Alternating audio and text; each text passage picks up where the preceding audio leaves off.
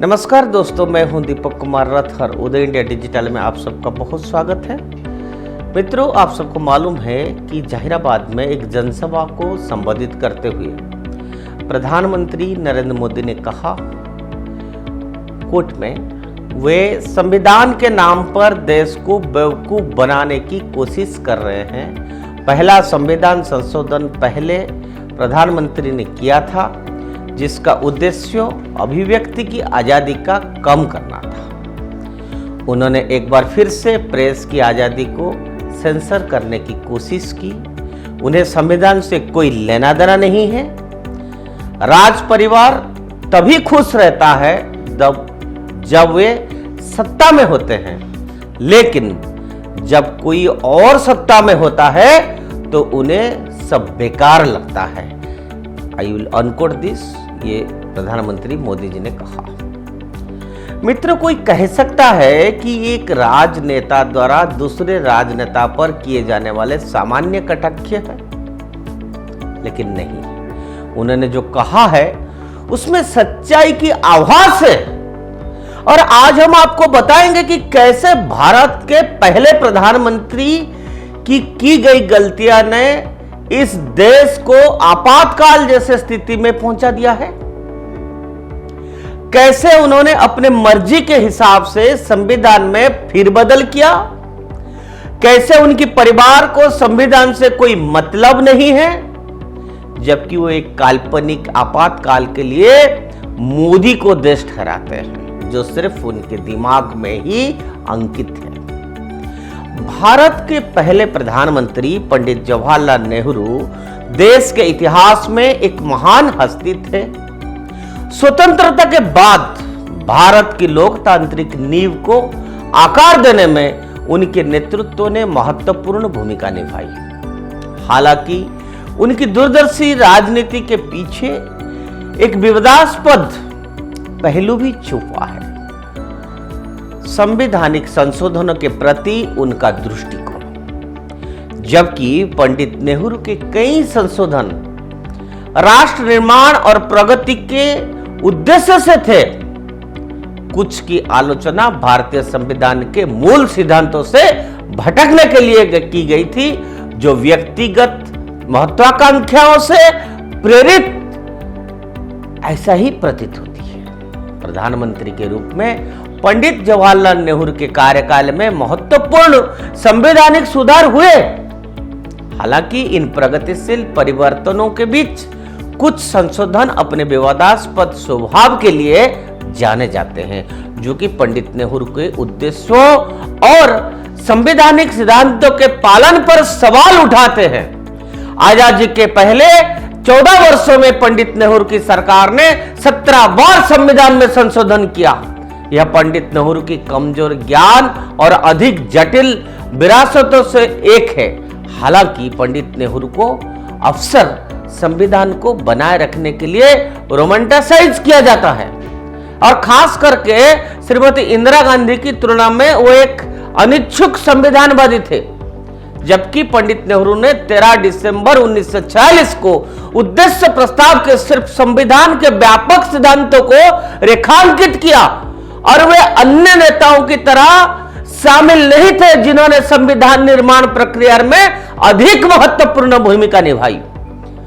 राजेंद्र प्रसाद जी ने भी संविधान निर्माण के लगे सिपाहियों को लाइन में रखा और सावधानी पूर्वक रिकॉर्ड बनाए रखा।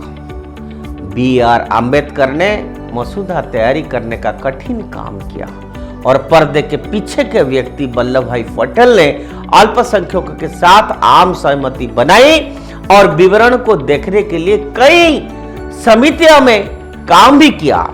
पंडित नेहरू संवैधानिक नियमों को बाध्यकारी बाधाओं के बजाय मार्गदर्शक सिद्धांतों के रूप में देखते थे, और सन 1948 में संविधान के मसौदे पर उन्होंने टिप्पणी की थी, मैं कोट कर रहा हूं, कि जबकि हम एक ऐसा संविधान बनाते हैं जो ठोस और जितना संभव हो इतना बुनियादी हो, ये लचीला भी होना चाहिए, और एक अवधि के लिए हमें इस सापेक्ष सुविधा के साथ बदलने की स्थिति में होना चाहिए, अनकोट।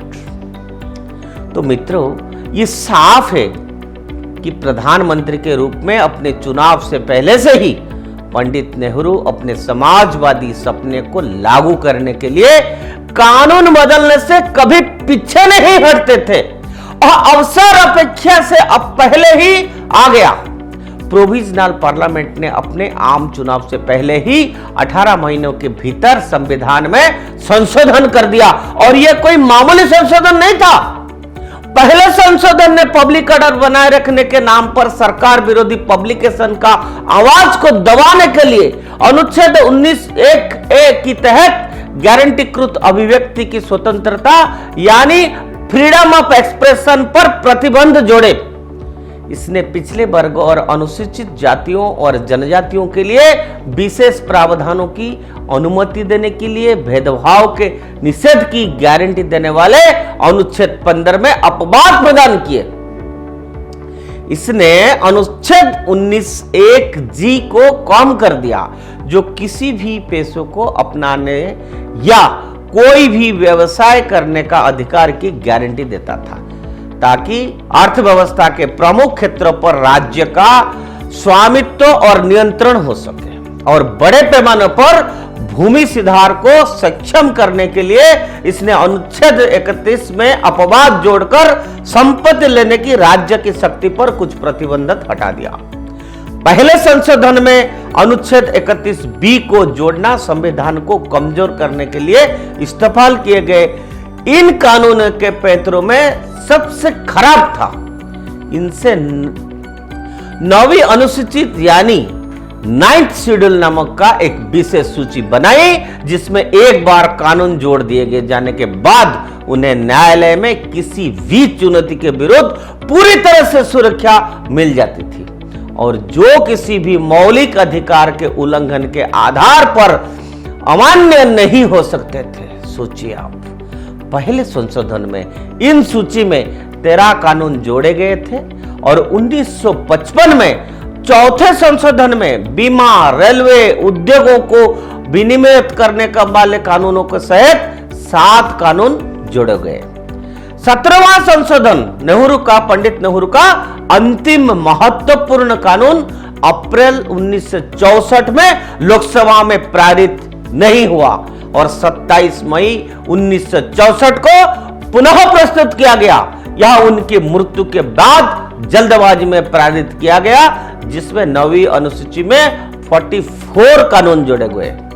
मित्रों, पंडित नेहरू द्वारा वैध बनाए गए कानूनी पैंतरे बाद में श्रीमती इंदिरा गांधी द्वारा अपने शक्ति की रक्षा करने और न्यायपालिका और संविधान को दरकिनार करने के लिए इस्तेमाल भी किए गए। मित्रों, 1975 में इलाहाबाद उच्च न्यायालय ने इंदिरा गांधी को चुनावी कदाचार का दोषी पाया और संसद के लिए उनकी चुनाव को अमान्य कर दिया।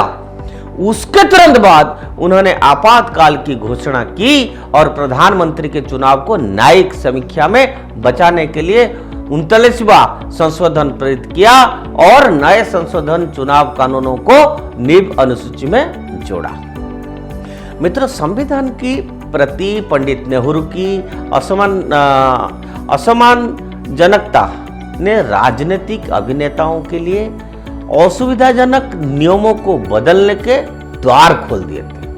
एक विरासत जैसे श्रीमती गांधी ने अपने चरम निष्कर्ष तक पहुंचाया और इसी तरह आर्टिकल 370 किस तरह से पंडित नेहरू ने अपने दोस्त शेख अब्दुल्ला को बचने के लिए पिछले दरवाजे से संविधान में शामिल किया था, ये तो आप सबको मालूम है, पूरा देश को भी मालूम है। और इसके अलावा राजीव गांधी द्वारा लाया गया विवादित प्रेस बिल हो या फिर सोनिया रिमोट से चलने वाले मनमोहन सिंह की सरकार द्वारा 10 साल के शासनकाल में कितने राज्यों में चुनी हुई सरकार को बर्खास्त करने के लिए संविधान प्रदत्त शक्तियों को गलत इस्तेमाल तो आपको याद ही होगा। तो कहने का मतलब आज यह है कि संविधान की दुहाई देने वाले खुद संविधान तोड़ने मरोड़ने में कितना शामिल रहे हैं, यह सबको पता होना चाहिए, इस देश को पता होना चाहिए और आज की यंग जनरेशन इस बात को भली भांति जानना चाहिए और समझना भी चाहिए। और ये कोई पॉलिटिकल स्लगफेस्ट का मामला नहीं है मित्रों। आप सोचिए, राहुल गांधी कांग्रेस की और उनके साथियों के खून में ही संविधान की कोई हैसियत नहीं है। आजकल वो पॉकेट में संविधान लेके घूम रहे हैं। वो अपने सुविधा के अनुसार उसको कभी भी तोड़ सकते हैं, मरोड़ सकते हैं। ये उसी हिसाब से राजनीतिक फायदा रोटी सेकने के लिए भी अब कर रहे हैं। अब आपको ही मित्रों तय करना है कि आपको ये देश संविधान से चलना चाहिए या शरीयत से या फिर किसी भी सनक से। मित्रों, ये संविधान की बात आज इसलिए आया, इलेक्शन का समय है। आप लोगों ने देखा जब पूरे देश मोदी की जो विजन है, जो डेवलपमेंट स्ट्रैटेजिस्ट है, उसके चलते ऐसे लगता है कि कांग्रेस बखला गया है।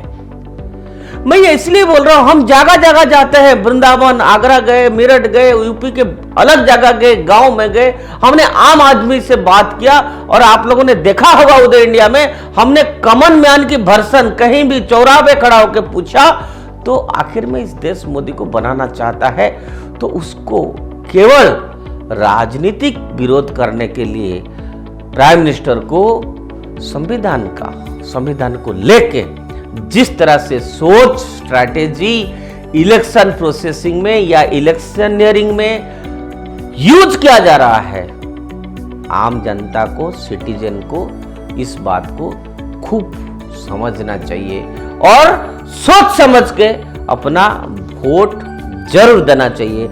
आज के लिए इतना। उदय इंडिया से जुड़े रहिए और इसी तरह से देश में चुनाव के समय में जितना जो भी इश्यूज होगा उसका साफ रुख केवल उदय इंडिया मीडिया आपके सामने रखेगा।